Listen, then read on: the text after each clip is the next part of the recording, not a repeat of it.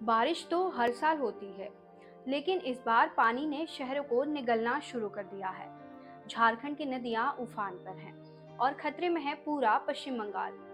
क्या मैथन और पंचेत डैम बन सकते हैं बर्बादी की वजह? चलिए आपको ले चलते हैं इस पूरे हालात की ग्राउंड रिपोर्ट में। नमस्कार जोहार दोस्तों। झारखंड और पश्चिम बंगाल इन दिनों एक बड़े जल संकट की ओर बढ़ रहे हैं। बीते कुछ दिनों से झारखंड में लगातार हो रही मूसलाधार बारिश ने पूरे राज्य को अस्त व्यस्त कर दिया है। राज्य की प्रमुख नदियां दामोदर, कोयल और बराकर इस वक्त अपने उफान पर हैं। इन नदियों के जलस्तर में जबरदस्त बढ़ोतरी देखी जा रही है। यही नहीं, इनके साथ बहने वाली छोटी सहायक नदियां जैसे जमुनिया, गोबई, इर्जी और खुदिया भी पूरी तरह भर चुकी हैं। पानी की मात्रा इतनी बढ़ गई है कि अब वह नदियों से बाहर निकलकर सड़कों, खेतों और बस्तियों तक पहुंचने लगी हैं।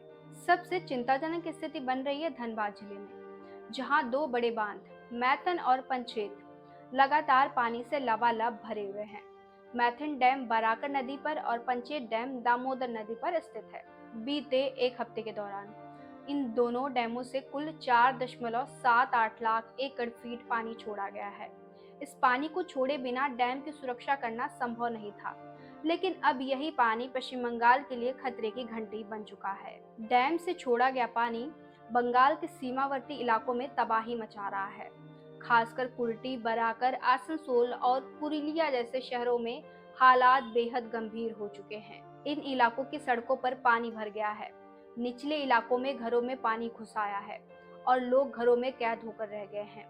आवागमन बाधित है। वाहन चालकों को खासी परेशानी हो रही है और कुछ जगहों पर स्कूलों को भी बंद करना पड़ा है। यही वजह है कि दामोदर घाटी निगम यानी डीवीसी ने पश्चिम बंगाल के कई इलाकों के लिए आधिकारिक रूप से बाढ़ की चेतावनी जारी कर दी है। बुधवार को मैथन डैम से 2,691 एकड़ फीट और पंचेत डैम से 71,431 एकड़ फीट पानी छोड़ा गया, जिससे स्थिति और बिगड़ गई। डीवीसी ने विशेष तौर पर पश्चिम बंगाल के दुर्गापुर, सदरघाट, सूर्यकेलना और आमता जैसे इलाकों के लिए चेतावनी जारी की है। इन क्षेत्रों में नदी के आसपास बसे लोगों को सतर्क रहने और जरूरत पड़ने पर ऊंचे स्थानों पर जाने की सलाह दी गई है। अगर बारिश का यह सिलसिला अगले कुछ दिनों तक यूं ही जारी रहा तो हालात और खराब हो सकते हैं। दरअसल झारखंड की कई नदियां बंगाल में प्रवेश करती हैं और डैम से छोड़ा गया पानी सीधे बंगाल के निचले इलाकों को प्रभावित करता है। यही कारण है कि पश्चिम बंगाल के प्रशासन को हाई अलर्ट पर रखा गया है और राहत एवं बचाव टीमें तैयार की गई हैं। लेकिन अगर समय रहते बारिश नहीं थमी और डैम से पानी छोड़े जाने का सिलसिला बंद नहीं हुआ तो यह संकट बड़े पैमाने पर तबाही ला सकता है। इस पूरी स्थिति ने यह साफ कर दिया है कि मौसम का मिजाज अब पहले जैसा नहीं रहा। जुलाई के महीने में इतनी तेज और लगातार बारिश और डैम में लगातार बढ़ता दबाव इस बात का संकेत है कि हमें जल प्रबंधन की नई नीतियों की जरूरत है।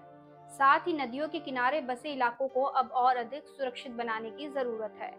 फिलहाल झारखंड और पश्चिम बंगाल दोनों राज्यों की सरकारें सतर्क हैं।